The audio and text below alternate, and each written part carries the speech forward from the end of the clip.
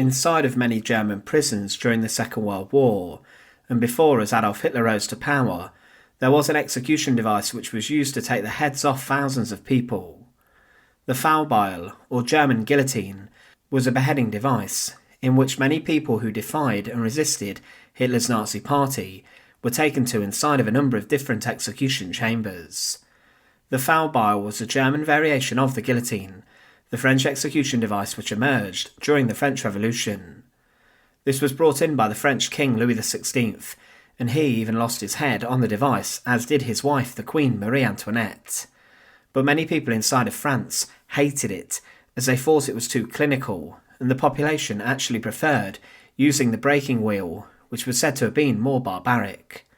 But how did the Nazis use the Fallbeil during the Second World War and before? Welcome to the Fortress. To support our channel, please make sure to subscribe.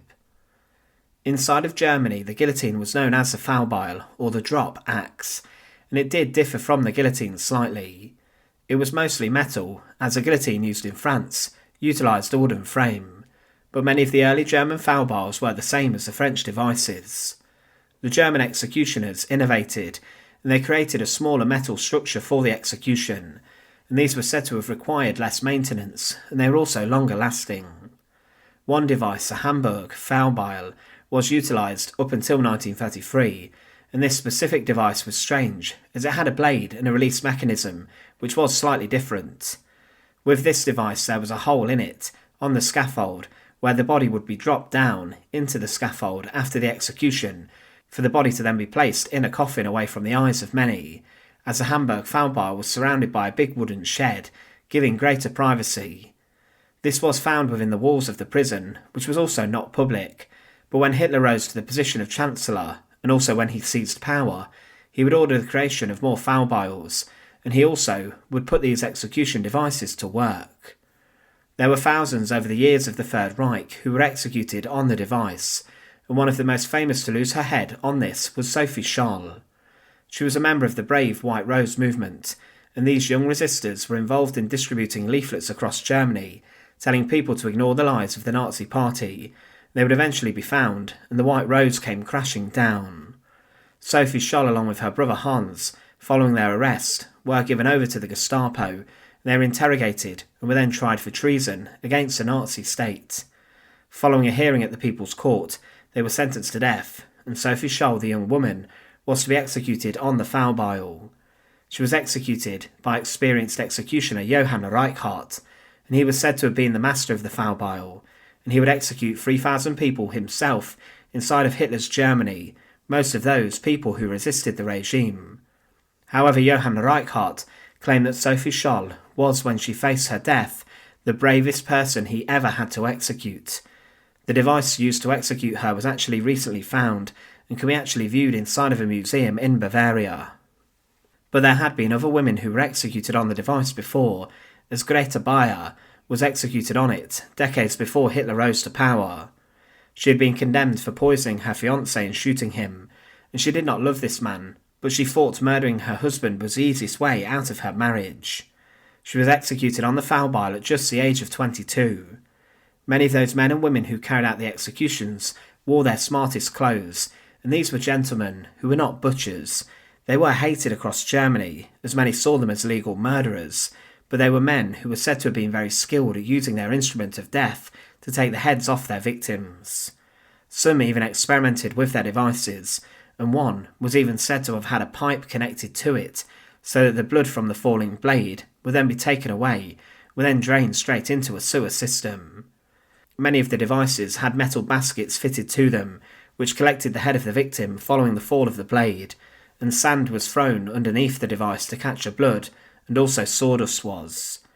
These execution devices were slightly smaller than the French guillotine, and the executioners used a metal gliding frame and kept the blade straight when it fell through the guillotine, and this allowed greater reliability as the device fell onto the neck.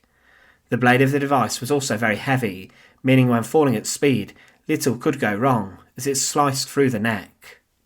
The executioners working inside of Hitler's prisons could execute prisoners very quickly, and they could take a head off within a matter of seconds of someone entering the execution chamber. The victim would have been secured to a board, and the victim would stand on a footrest, as they were then secured and strapped to the board. This would then be quickly slid under the blade, and someone was then locked into place, and the blade would be released and the lever was pulled. The Nazis kept very strict records of executions, and they documented exactly what happened with them.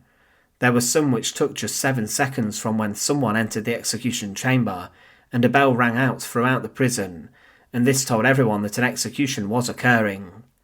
Also inside of the execution chambers, often the execution was performed behind a curtain, adding more privacy for the executioner to conduct his miserable work. Inside of Nazi Germany, executioners were paid roughly 3,000 Reichmarks a year, and they would also be given a bonus of around 65 Reichmarks with each execution, and some became rather rich. They lived in villas and nice houses in the best parts of cities or in the countryside, and the Nazis even charged the families of those who they executed. Every execution cost 300 Reichmarks for the family to pay, and a 12-penny cost was even accounted and collected for the cost of sending the letter to the family. In the years which Hitler was in control of Germany, it's believed that 16,500 people were executed on the German guillotine, and it was said to have been a very efficient way for Hitler to get rid of his enemies. It was a rough thing for many, and most people in Germany knew of someone who had lost their head on the device. One doctor even said what was worse was a trip to the dentist, which was said to have been more painful than execution using the Fallbeil. But there were very few limits to the brutality of the device, as 17-year-old Herbert Hubener became the youngest person executed by the Nazis. He was 17 years old, and he questioned the Nazis in his writing and pamphlets, and he claimed in one of these, "German boys, do you know, the country without freedom, the country of terror and tyranny? Yes, you know it well, but are afraid to talk about it. They have intimidated you to such an extent that you don't dare talk for fear of reprisal. Yes, you are right. It is Germany, Hitler's Germany.